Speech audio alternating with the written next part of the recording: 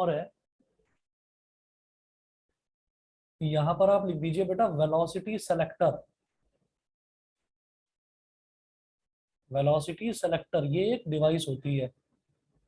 अभी ये जो हम प्रोसेस देखेंगे ना, जो ये मोशन देखेंगे चार्ज पार्टिकल का, तो वो जो हम मोशन देखेंगे तो वो मोशन का जो पूरा प्रोसेस है, उस प्रोसेस से जो डिवाइस बनती है उसको हम वेलोसिटी सेलेक्टर बोल देते हैं। जरा देखिएगा कैसे है। आप यहाँ पर दो तीन पॉइंट्स नोट करें पहले।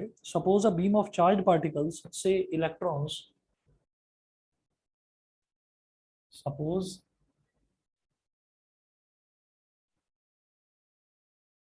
a beam of suppose a beam of charged particles, bracket में लिखिएगा say electrons, say electrons possessing a range of speeds, possessing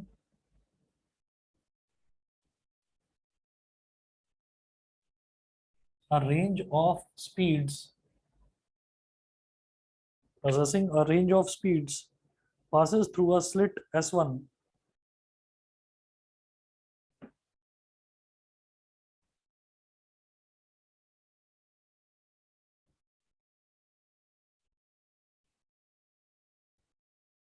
passes through a slit S1 and then enters a region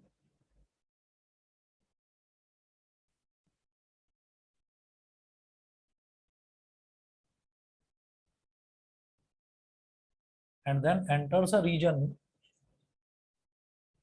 in which crossed, in which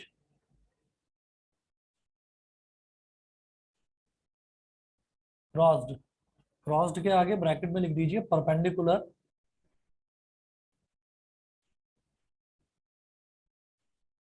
electric and magnetic fields exist। Next point note करेंगे,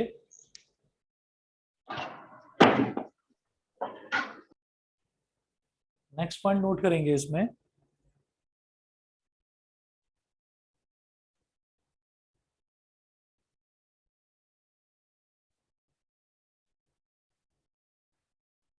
as shown in figure,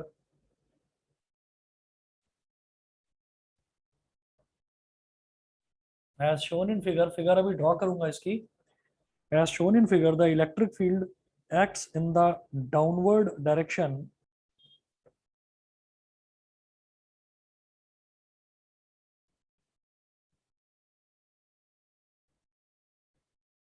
the electric field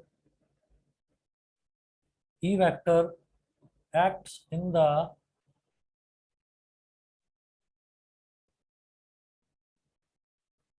downward direction, the electric field E vector acts in the downward direction and deflects the electrons in the upward direction, and deflects the electrons in the upward direction, deflects the electron in the upward direction, full stop। the magnetic field B vector, next point लिखेंगे,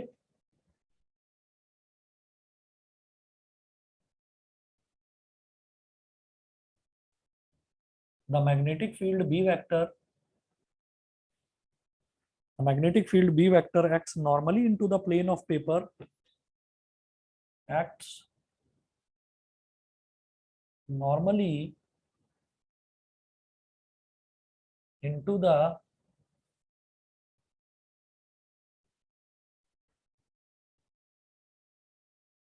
acts normally into the plane of paper and deflects the electrons in the downward direction, and deflects the electrons in the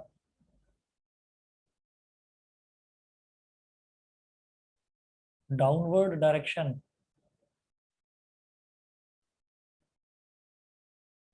reflects the electrons in the downward direction.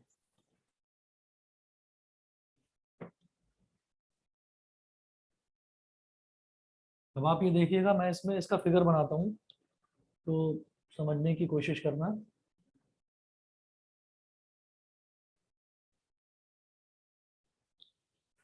देखिए, यहां पर मैंने ये कहा कि एक circular region है ऐसे,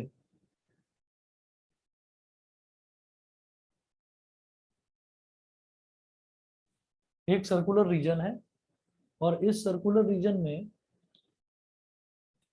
रीजन में दो तरीके के इलेक्ट्रिक फील्ड एग्जिस्ट कर रहे हैं। एक तो यहाँ पर एक प्लेट लगी हुई है, पॉजिटिव चार्ज प्लेट,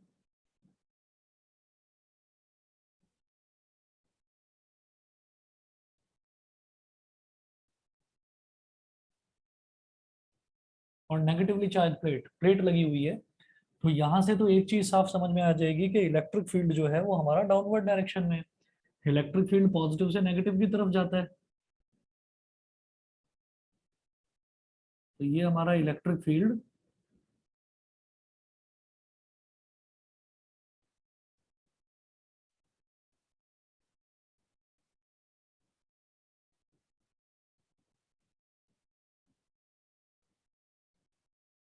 ये इलेक्ट्रिक फील्ड डाउनवर्ड डायरेक्शन में है। ठीक है। और इलेक्ट्रिक फील्ड एग्जिस्ट कर रहा है, मतलब ये जो एक सर्कुलर रीजन हमने लिया इसमें इलेक्ट्रिक फील्ड एग्जिस्ट कर रहा है, इसमें मैग्नेटिक फील्ड भी है।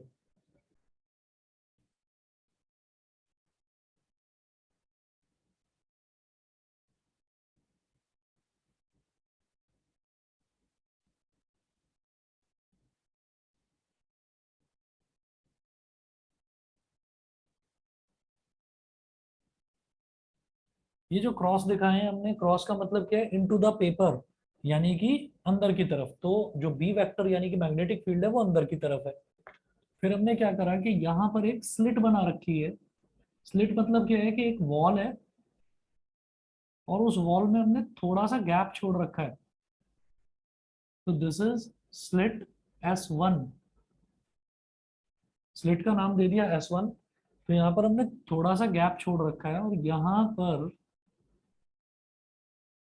यहाँ से मैं इलेक्ट्रॉन्स एमिट करना शुरू करूंगा लगातार, मतलब इलेक्ट्रॉन्स की एक बीम पास करूंगा, एक के पीछे एक इलेक्ट्रॉन में एमिट करता जाऊंगा, और देखूंगा कि वो इलेक्ट्रॉन्स का मोशन किस तरीके से हो रहा है। अगर हम ऐसे ही इलेक्ट्रॉन को एमिट करते जाएं, तो हमने सीधा एक इलेक्ट्रॉन को एमिट किया तो वो सीधा जाएगा। ठीक है, लेकिन अब क्या है कि मैग्नेटिक फील्ड में भेजेंगे इलेक्ट्रॉन को, तो वो मैग्नेटिक फील्ड में जब जाता है इलेक्ट्रॉन तो उस पर एक फोर्स लगती है। ठीक है, हमने पढ़ा है अभी ये कि motion of a charge particle in magnetic field. लेकिन अब क्या है, मैग्नेटिक फील्ड भी और इलेक्ट्रिक फील्ड भी है, तो वो किस तरह से बिहेव करेगा, इसका आप यहां पर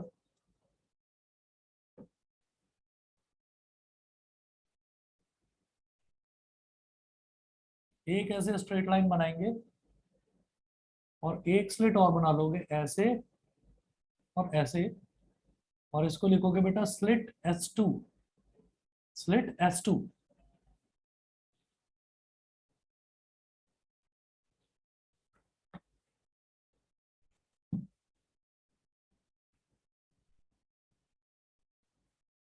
यहां मेंशन करें अनडिफ्लेक्टेड इलेक्ट्रॉन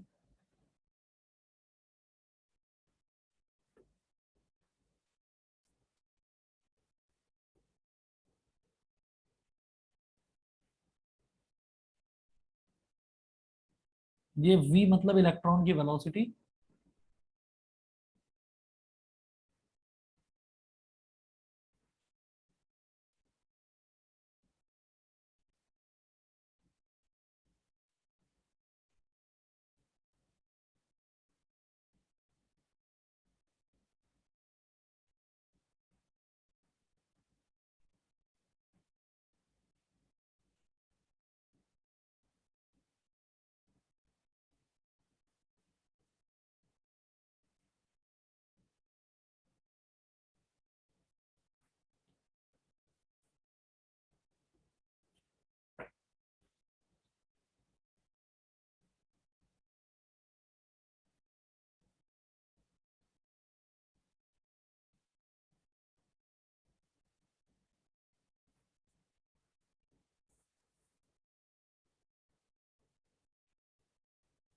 ये फिगर बनाइए पहले फटाफट, फिर समझाता हूँ।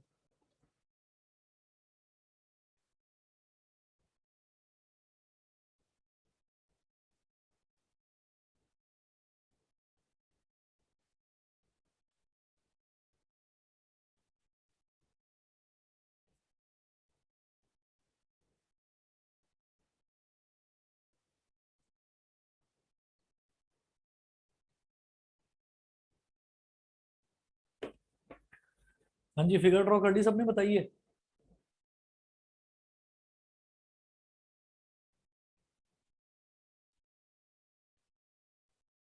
Yes sir. Yes sir. हो गया। चलिए जी, अब जरा देखिएगा इसमें है क्या।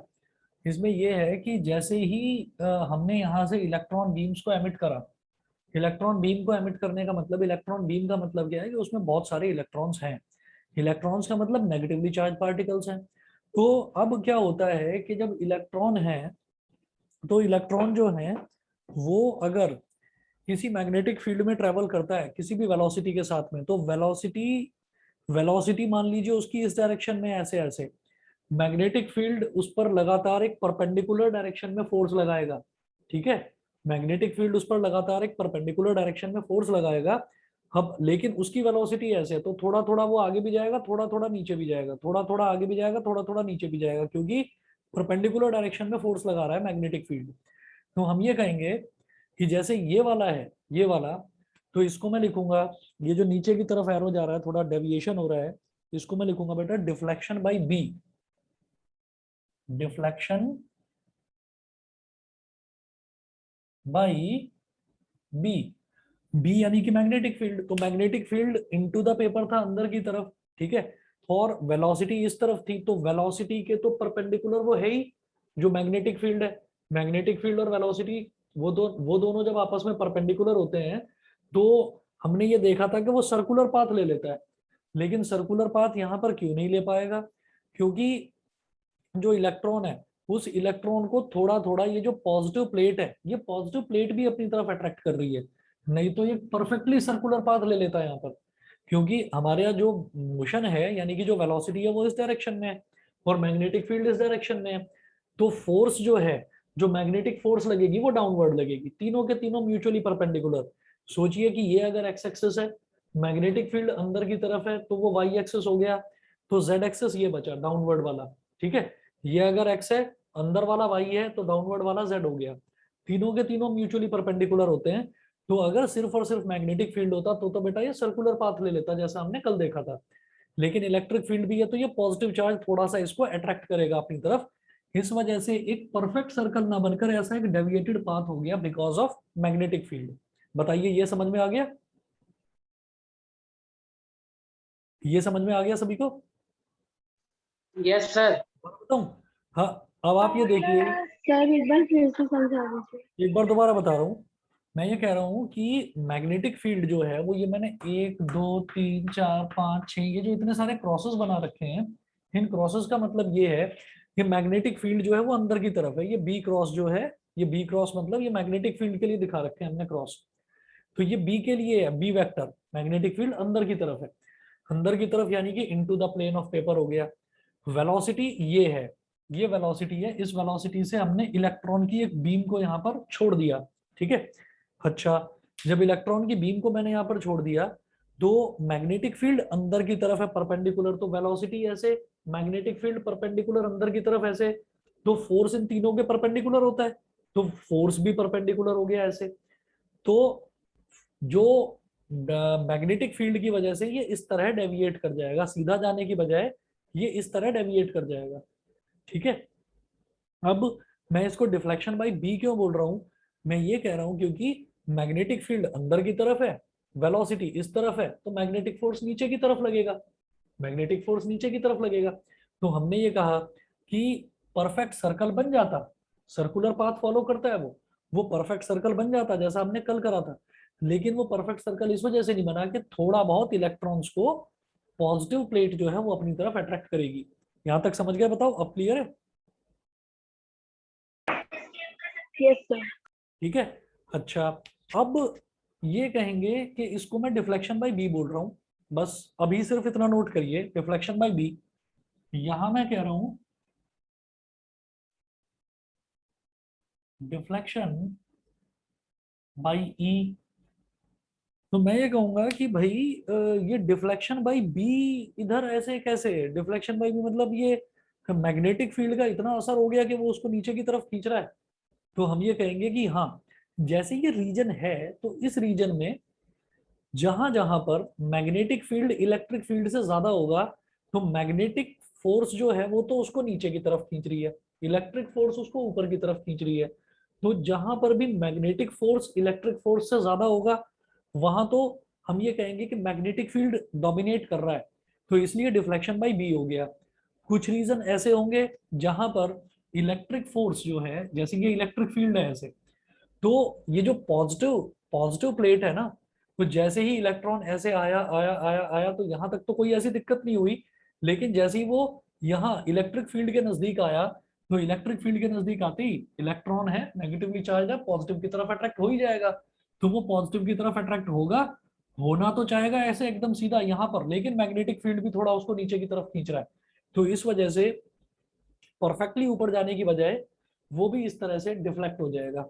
तो हम ये कहेंगे कि यहाँ पर भी मैंने डिफ्लेक्शन बाई ई क्यों लिखा है, इलेक्ट्रिक फील्ड की वजह से डिफ्लेक्शन क्यों लिखा है, क्योंकि पूरी तरह से इलेक्ट्रिक फील्ड नहीं है यहाँ पर, थोड़ा बहुत मैग्नेटिक फील्ड भी एक्ट कर रहा है। तो लेकिन इलेक्ट्रिक फील्ड थोड़ा सा डोमिनेटिंग था, तो इलेक्ट्रिक फील्ड इस वजह से मैंने लिख लिया deflection by B, deflection by E sorry. बताइए समझ गए?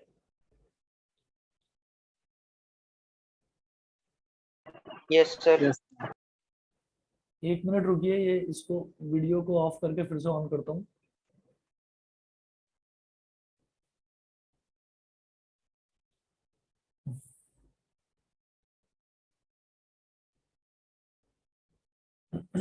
ये वीडियो कुछ लैग कर रही है।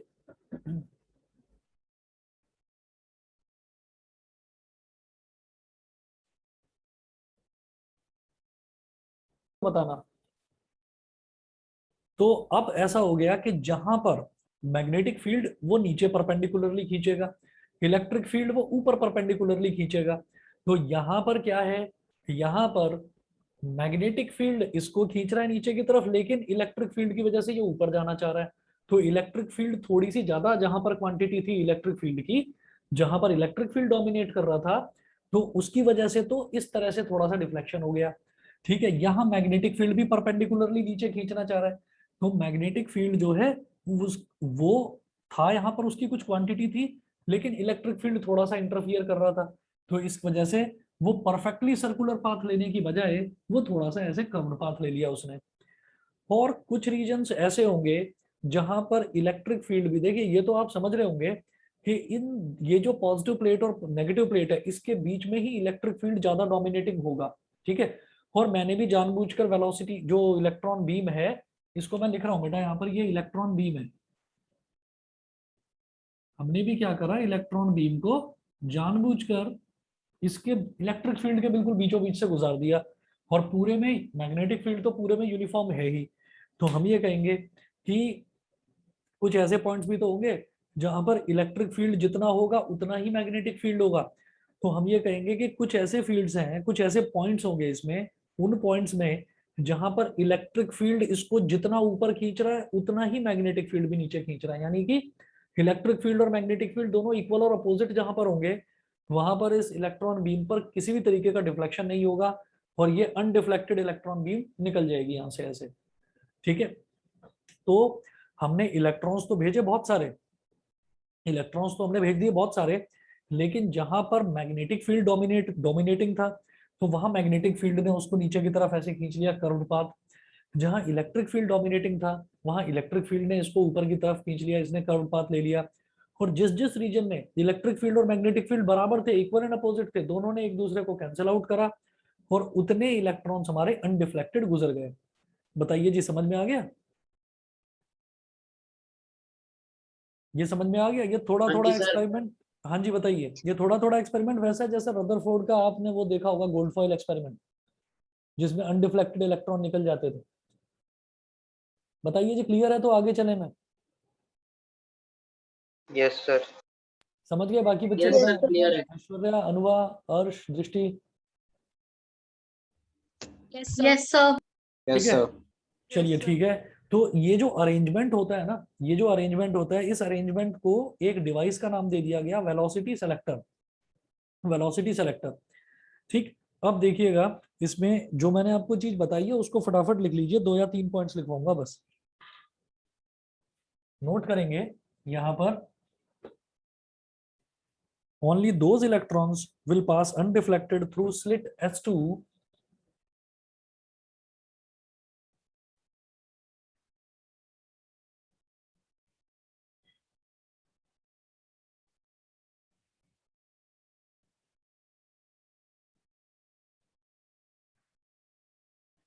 only those electrons will pass undeflected through slit S2 on which the electric and magnetic forces are equal and opposite, on which the electric and magnetic forces are equal and opposite। ये आप समझ गए होंगे, electric and magnetic forces are equal and opposite.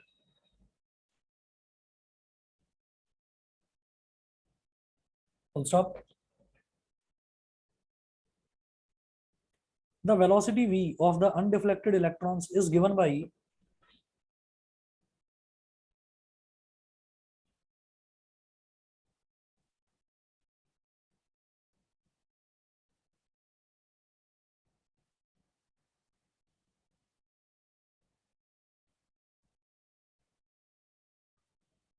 the velocity v of the undeflected electrons is given by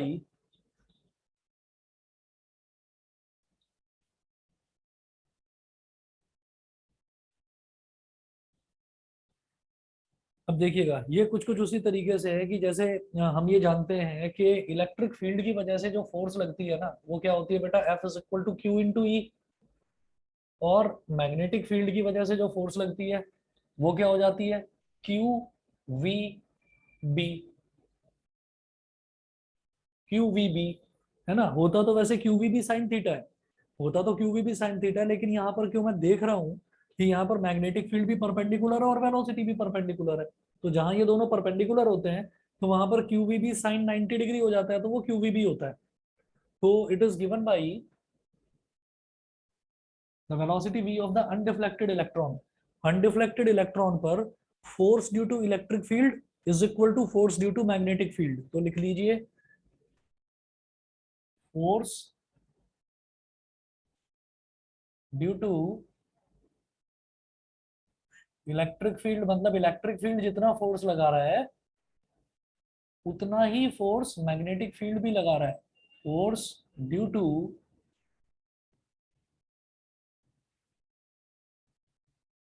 magnetic field, ठीक है। Force due to electric field क्या होता है, Q E. Force due to magnetic field क्या होता है, Q V B, Q V B, ठीक है। अच्छा, क्योंकि इलेक्ट्रॉन है तो क्यू की जगह क्या लिख दूंगा, स्मॉल ई, इलेक्ट्रॉन का चार्ज, इधर भी small E, V into B, small E से स्मॉल ई कट गया, वी कितना हो गया, capital E upon B, capital E upon B.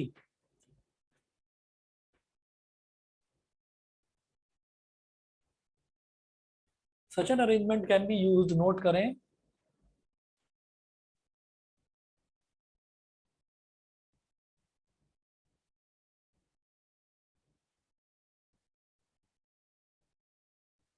such an arrangement can be used,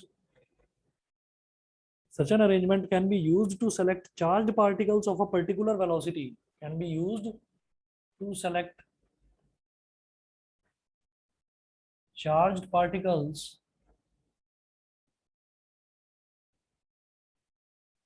of a particular velocity, charged particles of a particular velocity out of a beam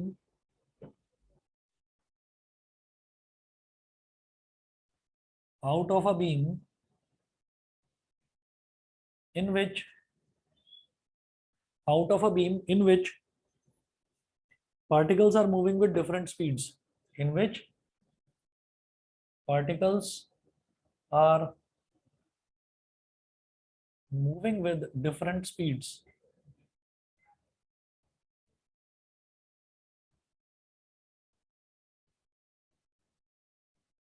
Are moving with different speeds. ठीक है, are moving with different speeds. This arrangement is called velocity selector. This arrangement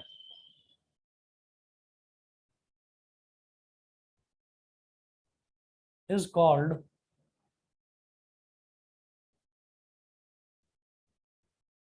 velocity selector और velocity filter. Filter का मतलब क्या होता है कि जो बेकार की चीज है उसको फिल्टर आउट कर देना, उसको हटा देना। ठीक है, तो जो बेकार की वेलोसिटीज है उसको हटा देता है। मतलब आप ये देख लीजिए कि जैसे ये एक रीजन बना रखा है, इस रीजन के अंदर हमने इलेक्ट्रॉन्स डालने शुरू करे, डालते गए डालते गए डालते गए और अलग अलग वेलोसिटीज के डालते गए। ठीक है, और हमसे ये पूछा जाए कि कौन सी वेलोसिटी के इलेक्ट्रॉन्स जो है वो अनडिफ्लेक्टेड पास हो जाएंगे, तो हम ये बताएंगे कि इलेक्ट्रिक फील्ड बता दो हमको, इलेक्ट्रिक फील्ड कितना है, और मैग्नेटिक फील्ड बता दो हमको वो कितना है। इलेक्ट्रिक फील्ड से मैग्नेटिक फील्ड को डिवाइड कर दीजिए। ठीक है, जो वैल्यू आएगी उस वेलोसिटी के जितने भी इलेक्ट्रॉन्स हैं वो सारे के सारे electrons without any deviation, without any deflection pass on कर जाएंगे। बताइए जी, समझ में आ गया सबको? सभी को यस क्लियर है? सर। हाँ, ठीक है जी, मैं आगे चलता हूं।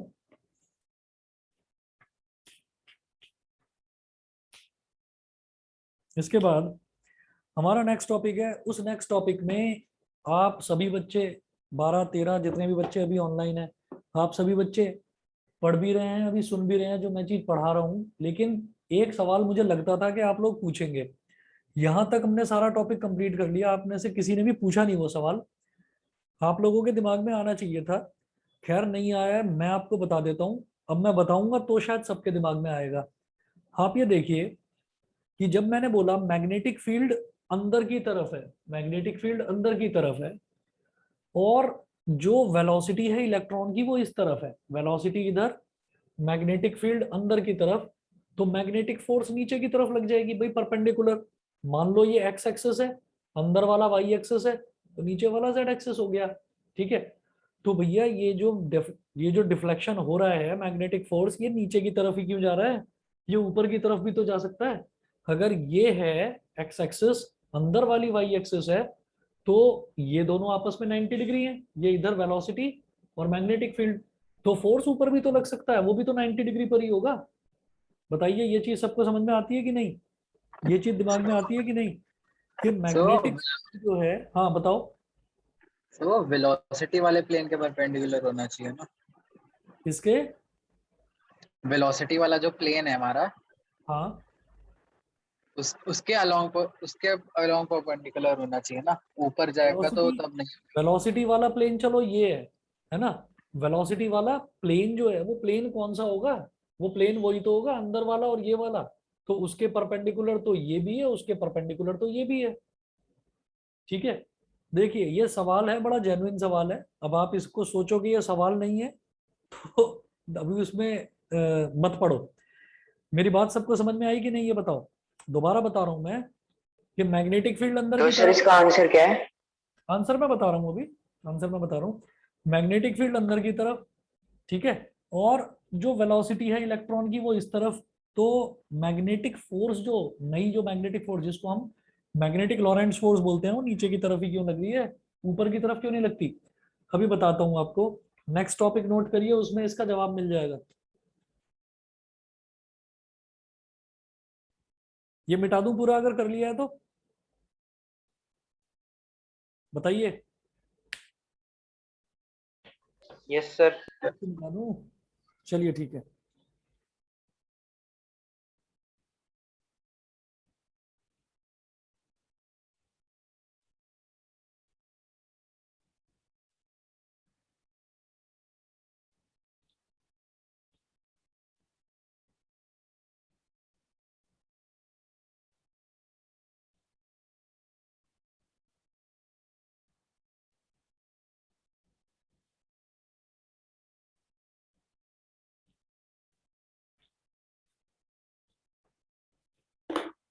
नेक्स्ट टॉपिक नोट करें।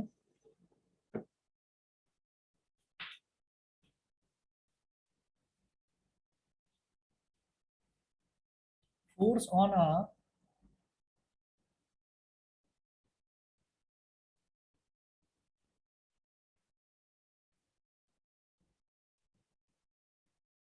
current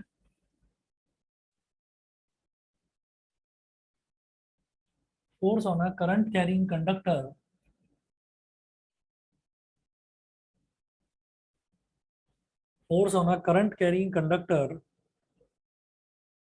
in a magnetic field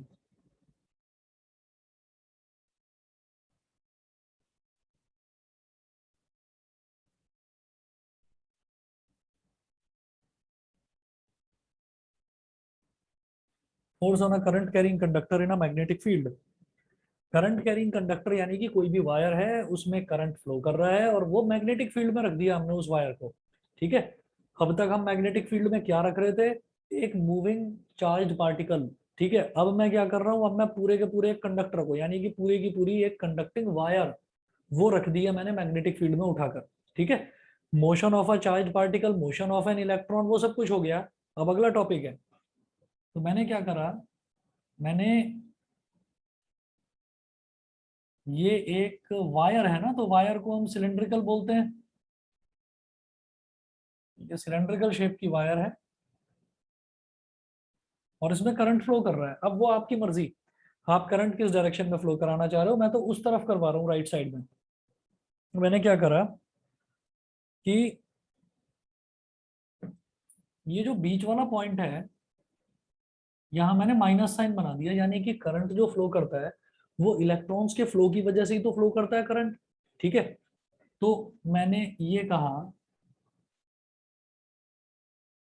कि ये जो एक्सेस है, इस एक्सेस को मैंने बोल दिया बेटा वाई एक्सेस। वाई एक्सेस, ये जो ऊपर वाली एक्सेस है इसको मैंने बोल दिया जेड एक्सेस,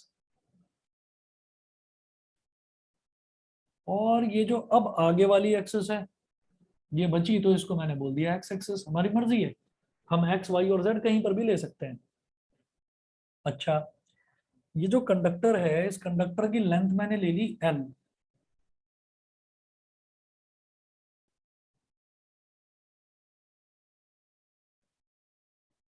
इस कंडक्टर की लेंथ को मैंने ले लिया एल, और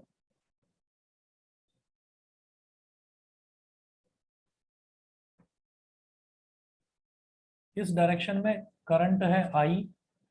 तो आई में अगर हम एल वेक्टर मल्टीप्लाई कर देते हैं तो वो कहलाता है करंट एलिमेंट। याद होगा, I D L sine theta upon R square Biot Savart law. I में, करंट में अगर हम लेंथ मल्टीप्लाई कर देते हैं, छोटी सी लेंथ करेंगे तो वो छोटे से एलिमेंट का आ जाएगा, पूरी लेंथ मल्टीप्लाई करेंगे तो पूरा का करंट एलिमेंट आ जाएगा वो। कि मैं इस पूरे एलिमेंट के लिए कैलकुलेट करना चाहता हूँ। अच्छा, जेड की डायरेक्शन में मैंने ले लिया मैग्नेटिक फील्ड। मैग्नेटिक फील्ड इस डायरेक्शन में, करंट इस डायरेक्शन में। ठीक है, और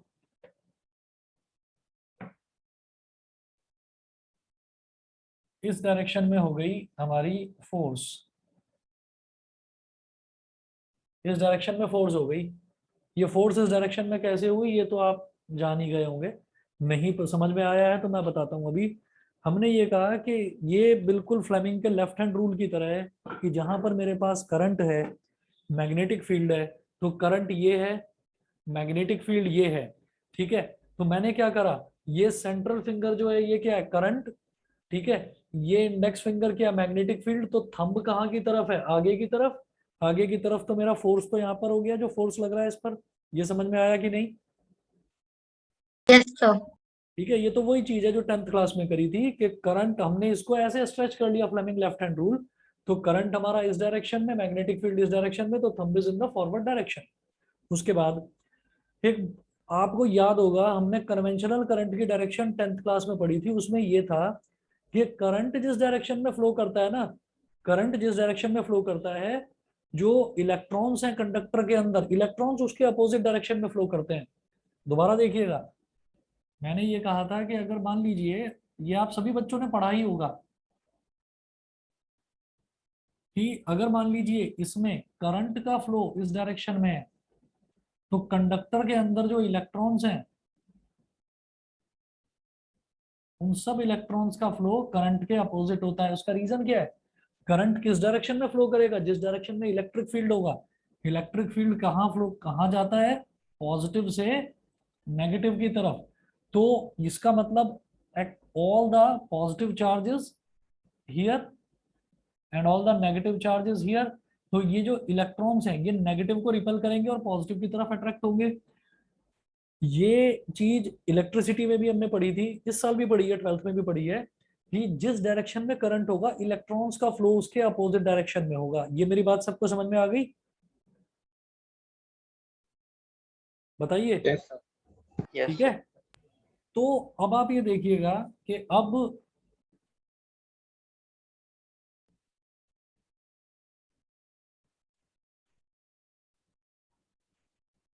इसको हम बोलते हैं वीडी। वीडी क्या होता है? Drift velocity of electrons. Drift velocity of electrons. Drift velocity of electrons.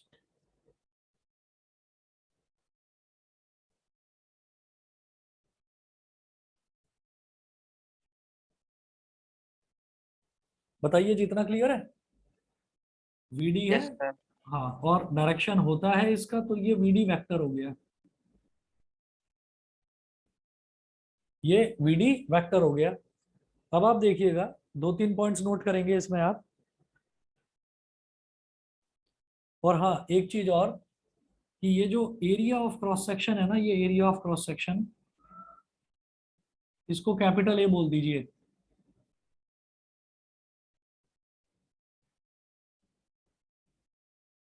Area of cross section is capital A. अब नोट करिएगा इसमें,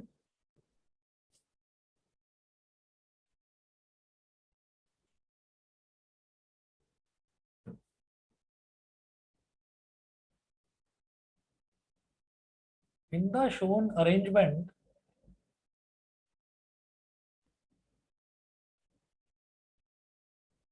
the shown arrangement,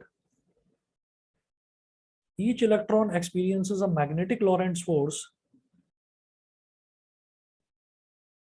Each electron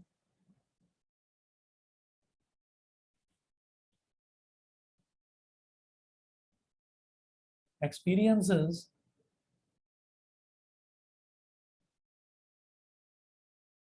a magnetic Lorentz force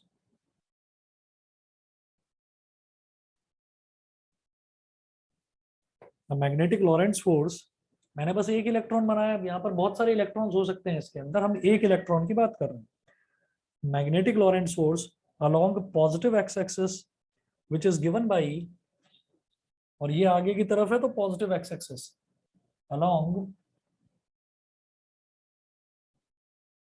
positive X axis which is given by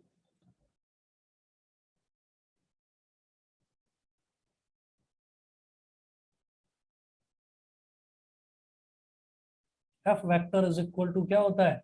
Q V vector cross B vector, ये होता है ना। तो अब मैं इलेक्ट्रॉन की बात कर रहा हूं, तो हम उसको क्या बोलेंगे? हम उसको बोल देंगे, अच्छा इसको स्मॉल एफ बोल दीजिए बेटा, स्मॉल एफ वेक्टर ऐसे,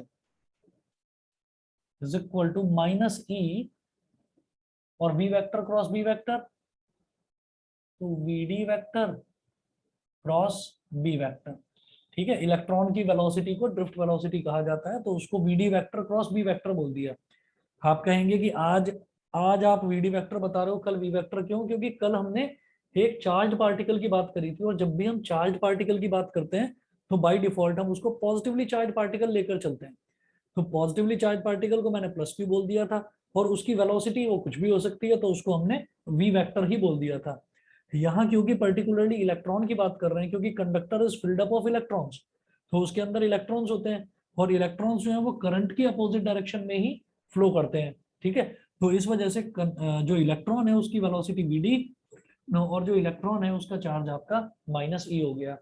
ठीक है, तो F vector is equal to minus E V D vector cross B vector. और यहाँ पर आप ये कहेंगे कि प्रोटॉन हो चाहे इलेक्ट्रॉन हो, दोनों का चार्ज 1.6 × 10⁻⁻19 होता है। माइनस ई क्यों बताया जा रहा है? माइनस ई इस वजह से कहा जा रहा है यहाँ पर क्योंकि ये करंट की डायरेक्शन के अपोजिट फ्लो करते हैं, इस वजह से माइनस ई। तो माइनस ई बेसिकली क्या है, क्योंकि charge is a scalar quantity, तो नेगेटिव साइन इस वजह से लगाया गया है ताकि उसकी डायरेक्शन का पता चल सके कि वो करंट की अपोजिट डायरेक्शन में फ्लो कर रहा है। समझ गए मेरी बात? सभी को क्लियर है इतना बताइए? Yes sir. Yes sir. ठीक है, कनिष्का, नयन, प्रबल, श्रुति बताइए क्लियर है? Yes sir. किसी को कोई डाउट हो तो प्लीज पूछ लेना। ठीक है, चलूं आगे? Yes sir. चलिए, ये हो गया। इसके बाद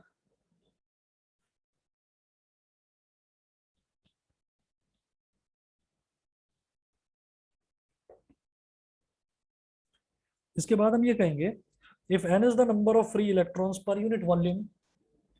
बस मुझे आप 10 मिनट और दे दीजिए, ये कंप्लीट हो जाएगा ये वाला टॉपिक जो है।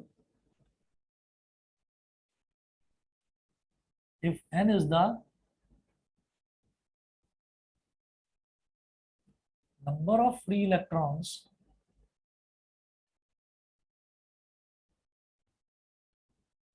per unit volume, then total number of electrons in the conductor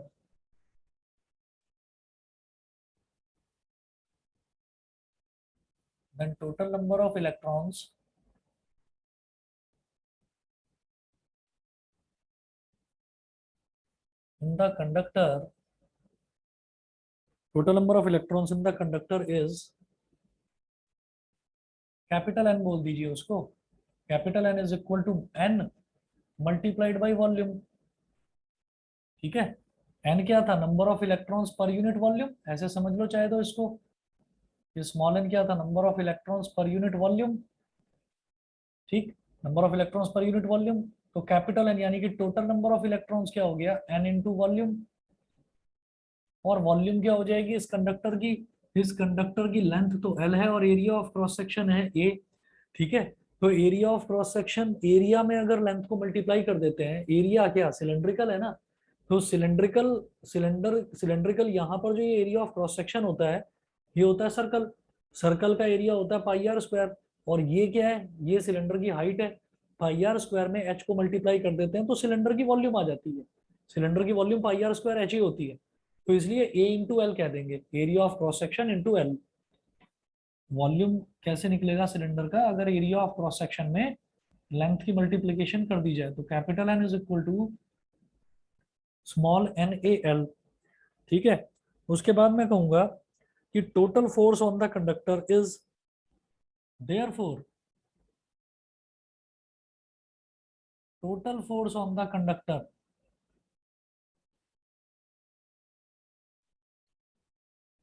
अब आपको ये भी समझ में आ जाएगा यहाँ स्मॉल f क्यों लिया था। Total force on the conductor is capital F vector is equal to n into small f vector. ऐसा क्यों करा? क्योंकि ये मैंने फोर्स निकाली थी एक सिंगल इलेक्ट्रॉन पर। अब इसके अंदर मैंने कहा कि small n is the number of electrons per unit volume, तो टोटल नंबर ऑफ इलेक्ट्रॉन्स कितने आ गए? NaL। ठीक है, तो एक इलेक्ट्रॉन पर इतना फोर्स, तो कैपिटल N इलेक्ट्रॉन्स पर कितना? Capital N into F vector. अब कैपिटल N की वैल्यू डाल दीजिए, NaL, और F वेक्टर की वैल्यू डाल दीजिए minus E VD vector cross B vector, VD vector cross B vector. अब हम क्या कर सकते हैं कि ये E एक कांस्टेंट है, इस E को बाहर निकाल सकता हूं मैं और L को अंदर ले सकता हूं। तो हमने क्या करा, N E A और L को अंदर ले लिया, minus L VD vector cross B vector. ठीक है, अच्छा अब इसमें क्या होता है कि अगर मान लीजिए ये जैसे लेंथ है, तो लेंथ एक कांस्टेंट है, अगर मैं इसको क्रॉस प्रोडक्ट में मल्टीप्लाई करना चाहूं तो बेटा ये पहले वाले टर्म के साथ मल्टीप्लाई होगा, दूसरे वाले के साथ नहीं होता। क्रॉस प्रोडक्ट जो है, क्रॉस प्रोडक्ट की ये प्रॉपर्टी होती है कि जब मैं क्रॉस प्रोडक्ट करता हूं ना, तो जैसे क्रॉस प्रोडक्ट कैसे करा जाता है? डिटर्मिनेंट की तरह सॉल्व करा जाता है। तो ये जो VD है ये इसकी एक रो बनाएगा, और बी वेक्टर जो है ये इसकी दूसरी रो बनाएगा, और तीसरी रो में हम हमेशा लेते हैं 1 1 1, ठीक है। और या फिर अगर मैं 3 डायमेंशनल कोऑर्डिनेट्स की बात करता हूं तो आई कैप, जे कैप, के कैप लेते हैं। तो इस एल को मेरी मर्जी है, मैं इसके साथ मल्टीप्लाई कर सकता हूँ या इसके साथ मल्टीप्लाई कर सकता हूँ। तो मैं इसके साथ कर रहा हूँ, कुछ सोच कर रहा हूँ, बताता हूँ अभी। एन ई ए, देखिए अभी तक कुछ नया नहीं करा। कैपिटल एन की वैल्यू डाल दी, स्मॉल एफ वेक्टर की वैल्यू डाल दी, और ई एक कांस्टेंट है उसको बाहर निकाल दिया, और एल भी एक कांस्टेंट है उसको अंदर ले लिया, ठीक है। और अब मैं इसमें ऐसे कर रहा हूं कि ये हो जाएगा minus L V D vector, minus L V D vector cross B vector, cross product में किसी एक के साथ मल्टीप्लीकेशन होता है कांस्टेंट का, minus L V D vector cross B vector. अब देखिएगा,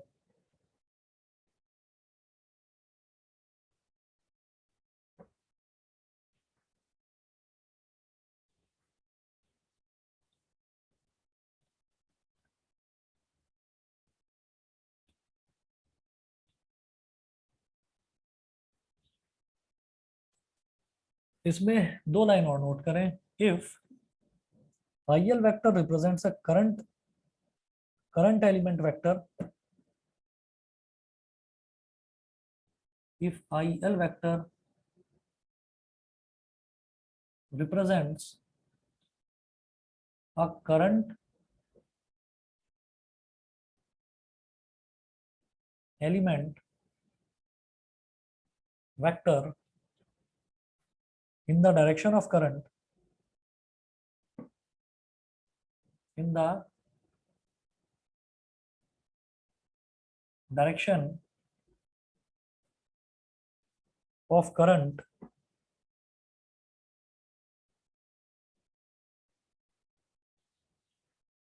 in the direction of current, IL vector एक करंट एलिमेंट वेक्टर है, वो करंट की डायरेक्शन में है वेक्टर, ठीक है।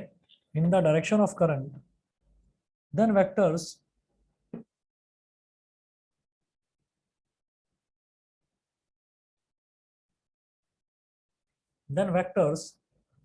L vector and VD vector, L vector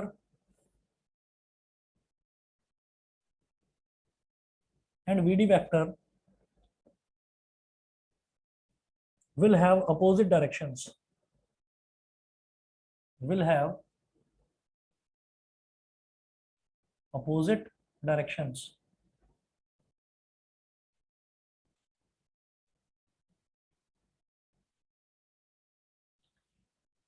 समझिएगा कि जब L वेक्टर को मैंने लिया है करंट की डायरेक्शन में, और VD वेक्टर तो है वो तो इस डायरेक्शन में है ही, तो ये L वेक्टर और VD वेक्टर ये दोनों के दोनों अपोजिट डायरेक्शन में है। L वेक्टर और VD वेक्टर दोनों के दोनों अपोजिट डायरेक्शंस में हैं। तो जब दो वेक्टर्स अपोजिट डायरेक्शन में होते हैं ना, तो हम क्या कर सकते हैं, देयरफॉर यहां लिखेंगे आप, therefore we can take minus L VD vector is equal to VD into L vector. बेटा इस चीज को नोट कर लीजिए, ये आप लोगों के लिए बिल्कुल नया है, ये चीज आप लोगों के लिए बिल्कुल नई है। ये वेक्टर अलजेब्रा में अभी 12th क्लास में ही वेक्टर अलजेब्रा में आप करेंगे कि जब भी कभी कोई दो वेक्टर होते हैं ना, दोनों वेक्टर हैं, देखिए लेंथ जो है वो भी हमारा लेंथ वेक्टर लिया है हमने यहाँ पर, ठीक है। क्योंकि करंट के साथ जब लेंथ मल्टीप्लाई हो जाता है तो वो करंट जो है वो करंट एलिमेंट बन जाता है, और उसमें हम एल को इस डायरेक्शन में ले रहे हैं करंट की डायरेक्शन में, तो एल भी एक वेक्टर है और वीडी भी एक वेक्टर है। तो जब दो वेक्टर्स को हम इस तरह से मल्टीप्लाई करते हैं, जब इस तरह से मल्टीप्लाई करते हैं कि एक का मैग्नीट्यूड लेते हैं और दूसरे का वेक्टर, एक का मैग्नीट्यूड और दूसरे का वेक्टर, तो उसको इस तरह से लिखा जा सकता है। और खास तौर पर तब जब दोनों वेक्टर अपोजिट डायरेक्शंस में हो, कि minus L into V D vector is equal to, अब आप क्या करो, इसका मैग्नीट्यूड, अगर इसका मैग्नीट्यूड और इसका इसको वेक्टर टर्म में लिखोगे तो ये दोनों इक्वल होते हैं, बेसिकली ये आया कहाँ से वो भी बताता हूँ मैं। ये ना बेटा ऐसे होता है कि जैसे एल वेक्टर और वी डी वेक्टर दोनों हमारे वेक्टर्स हैं, तो इसको हम ऐसे लिखते हैं जैसे कि डिफरेंशिएशन किया करते थे ना, कि V D vector into L plus L into V D vector is equal to 0 होता है। जब दो वेक्टर्स को इस तरह से मल्टीप्लाई करते हैं कि एक बार पहले को वेक्टर टर्म में और दूसरे का मैग्नीट्यूड, एक बार दूसरे का मैग्नीट्यूड और पहला वेक्टर टर्म में, तो इन दोनों का जो एडिशन है ना वो 0 के बराबर होता है। ये क्लियर है सभी को? बताइए। इसी वजह से अगर इसको इधर ले जाएंगे तो minus L into V D vector is equal to V D vector into L हो जाएगा। और ये सिर्फ और सिर्फ तब लगता है जब दोनों वेक्टर बिल्कुल डायमेट्रिकली अपोजिट डायरेक्शन में हो, एक दूसरे के उल्टे हो। ठीक है, ये तब करते हैं इसको। तो बस ये फंडा मैं यहां पर यूज कर रहा हूं कि हम यहां पर minus L V D vector को पलट कर V D dot L vector लिख रहा हूं। तो देखो ये ऐसे हो जाएगा, F vector is equal to N E A और V D into L vector cross B vector. अब आप कहोगे इतना सब कुछ करा क्यों गया? मैं इस वी डी को बाहर निकालना चाह रहा था, इस वजह से किया ये हमने। F vector is equal to E N A लिखो या ई एन ए लिखो, कुछ भी कर लो, वी डी, और यहां बचा हमारे पास L vector cross B vector, L vector cross B vector. अच्छा, एक तो ये हमने बना दिया। तो ये फायदा क्या हुआ वीडी को बाहर निकालने से? अगर चुपचाप एल भी बाहर निकला रहता तो VD vector cross B vector हो जाता, तो भी क्या दिक्कत थी? ये क्यों निकाला बाहर बताता हूँ। नोट, वो करंट के बराबर हो गया ना। बिल्कुल सही, वो करंट के बराबर होता है। आप नोट करें कि since E N A into V D is equal to I, ये आई के बराबर होता है, therefore F vector is equal to I और L vector cross B vector. तो ये थोड़ा सा सिंप्लीफाई हो गया कि इस पूरे के पूरे, ये पूरा का पूरा अगर कंडक्टर, यानी कि कंडक्टर है और उसके अंदर करंट फ्लो कर रहा है, वायर है, अगर उसको मैग्नेटिक फील्ड में रख दिया जाए तो भाई उस पूरे के पूरे कंडक्टर पर भी फोर्स लग जाती है, उस पूरे के पूरे कंडक्टर पर भी फोर्स लग जाती है। और ये फोर्स हम कर चुके हैं, हमें पता है, हमने ये भी देखा था 10th क्लास में कि नॉर्थ पोल और साउथ पोल के बीच में अगर मैं एक वायर रख देता हूँ, ठीक है, और उस वायर में हम करंट फ्लो कर देते हैं, तो करंट है और मैग्नेटिक फील्ड है, तो हमने उसमें ये देखा था कि उस पर फोर्स लगती है और वो वायर ऐसे ऐसे ऐसे ऐसे वाइब्रेट करने लगता है। और यही कंसेप्ट जनरेटर में यूज किया जाता है, ठीक है, करंट प्रोड्यूस करने के लिए। खैर, तो वो फोर्स हमने सिर्फ इतना बताया था 10th क्लास तक, सिर्फ इतना करा था कि उस पर एक फोर्स लगती है। वो फोर्स कितनी लगती है वो हम अब कर रहे हैं 10th 12th में। तो अब आप ये देखिएगा कि इसका मैग्नीट्यूड कितना हो जाएगा। मैग्नीट्यूड ऑफ दिस फोर्स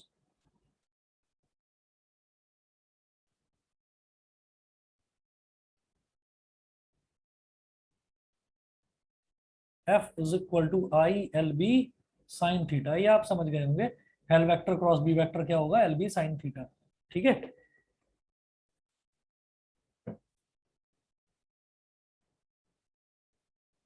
ये हो गया। और बस 2 मिनट और, दो स्पेशल केसेस हैं वो कर लेते हैं, बस 2 मिनट और।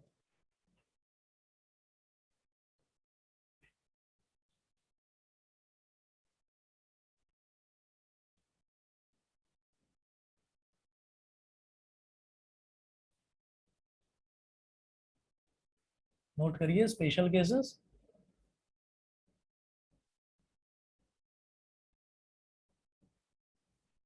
Case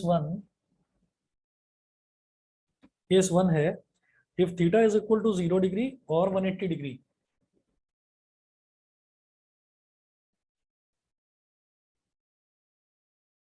if theta is equal to 0 degree or 180 degree, then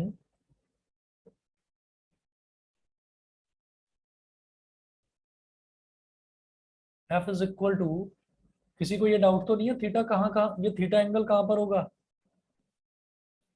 जो कंडक्टर की लेंथ है ना करंट की डायरेक्शन की अलोंग, और जो मैग्नेटिक फील्ड है उसके बीच वाला एंगल है ये, आई एल बी साइन 0 और आई एल बी साइन 180, मतलब एफ कितना हो गया? 0। एक लाइन लिखेंगे, thus a current carrying conductor placed parallel to the direction of magnetic field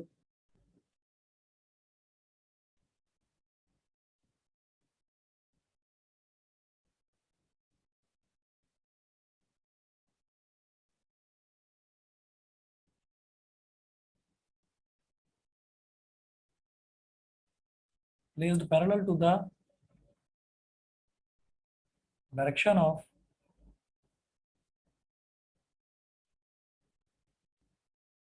magnetic field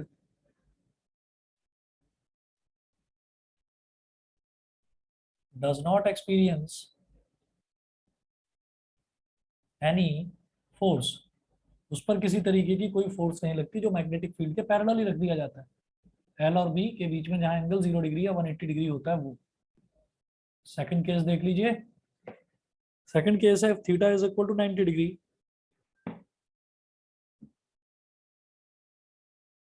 if theta is equal to 90 degree, f is equal to ILB sin 90 degree, sin 90 degree होता है 1, तो f is equal to ILB। ठीक है, ये हो गया बेटा maximum force.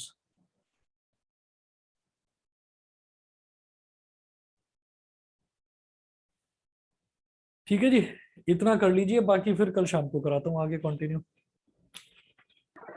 Thank you sir. चलिए जी, ओके।